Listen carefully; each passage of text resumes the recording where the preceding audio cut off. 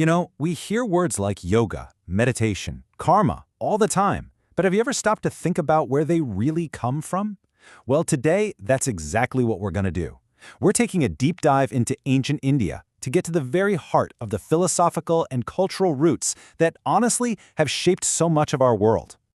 And this ancient saying, I think it just perfectly sets the stage for our journey. We're not just digging through history here. No, we're on a quest for a totally different kind of wealth, this timeless wisdom that's been passed down for thousands of years.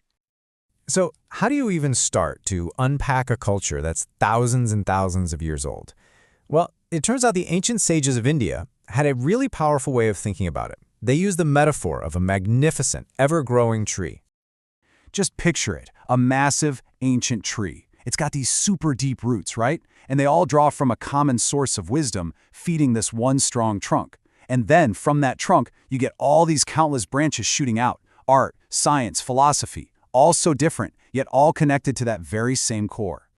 And we're going to see exactly how these ancient roots, planted by wise seers called rishis, eventually gave rise to completely new branches of thought, like the teachings of the Buddha.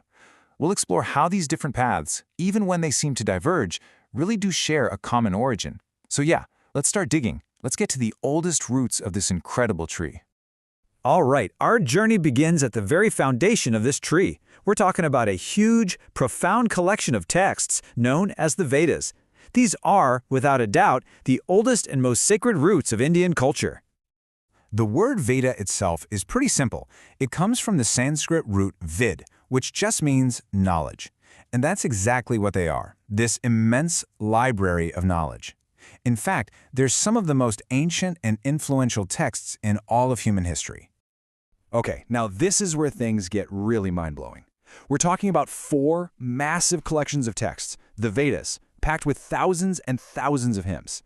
And they were composed by both men, the rishis, and women, the rishikas.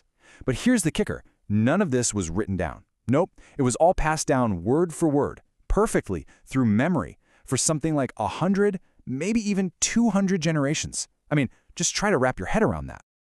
This oral tradition is so unbelievably important to our shared human story that back in 2008, UNESCO actually recognized Vedic chanting as a masterpiece of humanity.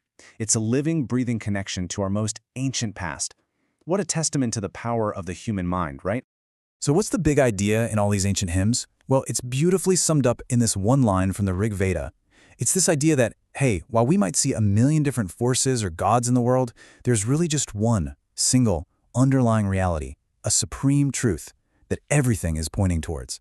The existent is one. And this idea of unity, it wasn't just some abstract philosophical concept. It was a really powerful message for society. The very last hymns of the Rig Veda are a call for harmony, for people to come together and agree. It's a message of collective purpose that still resonates today. So from these ancient Vedic roots, a really strong, sturdy philosophical trunk began to grow. This happened mostly in a later set of texts called the Upanishads. And these texts, they decided to dig even deeper into this whole idea of unity and the nature of reality. The Upanishads introduced this absolutely central concept called Brahman. Now, Brahman isn't a god with a beard sitting on a cloud. It's the single divine essence that makes up everything. You, me, the stars, this planet, it's all seen as part of this one universal spirit. I know, that's a pretty big idea to wrap your head around, right? How can one invisible thing be the source of all the different visible stuff in the universe? Well, the ancient thinkers had a brilliant way of explaining it. They told a story.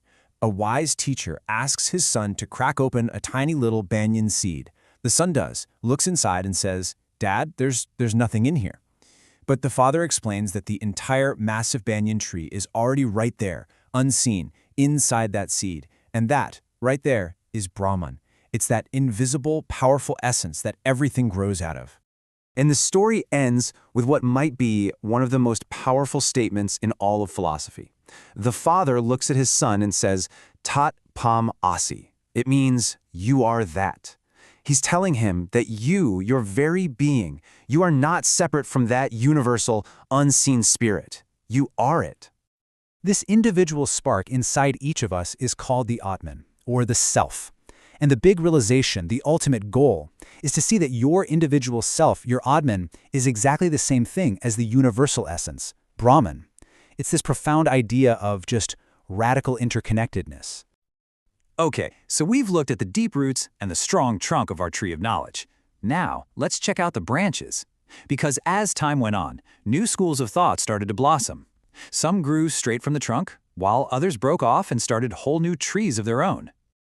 This timeline gives us a little context, right? The Vedic ideas are the oldest. Then the Upanishads come along and build on them. But then, around 500 BCE, things really heat up. It's a period of intense philosophical debate and major new thinkers arrive on the scene, like the Buddha and Mahavira, who founded Jainism. And this is where we see a really important split. On one side, you have schools like yoga, which grew right out of that Vedic trunk. They fully accepted the Vedas and focused on creating practical methods so people could actually experience that unity of Atman and Brahman. These schools became the bedrock for what we now call Hinduism. But not everyone was on board. New schools popped up, like Buddhism, that completely rejected the authority of the Vedas. They created their own unique paths for understanding reality. And one of the most influential of these new branches was started by a prince named Siddhartha Gautama. He went on this epic quest to understand suffering, and after he finally achieved enlightenment, he became known as the Buddha. His teachings offered a totally revolutionary new path, one that was completely independent of the Vedic tradition, and it went on to change the lives of millions. So we've traced this incredible tree of knowledge all the way from its ancient roots to its incredibly diverse branches. But what does any of this mean for us today? What can we take away from the wisdom that's still rustling in its leaves? I mean, really, why should we care about this ancient idea that everything is connected, that you, your individual self, are part of some universal whole? Well, it matters because of where that idea logically takes you. Think about it. If you truly deeply believe that every single living being shares the same divine spark, that Atman is Brahman, then a prayer like this, "May all creatures be happy," it's not just a nice thought. It becomes a moral imperative. It naturally leads to things like compassion and a deep wish for the well-being of everyone and everything, because in a way, harming someone else is like harming a part of yourself. Let's end on this. One of the greatest stories from the Upanishads is about a young boy named Nachiketa. He fearlessly travels to the land of Yama, the god of death, all to ask one question: what happens after we die? He was willing to go to the literal end of the world to find an answer. So that leaves a final question for you. What are the questions that drive you? What knowledge would you pursue no matter what?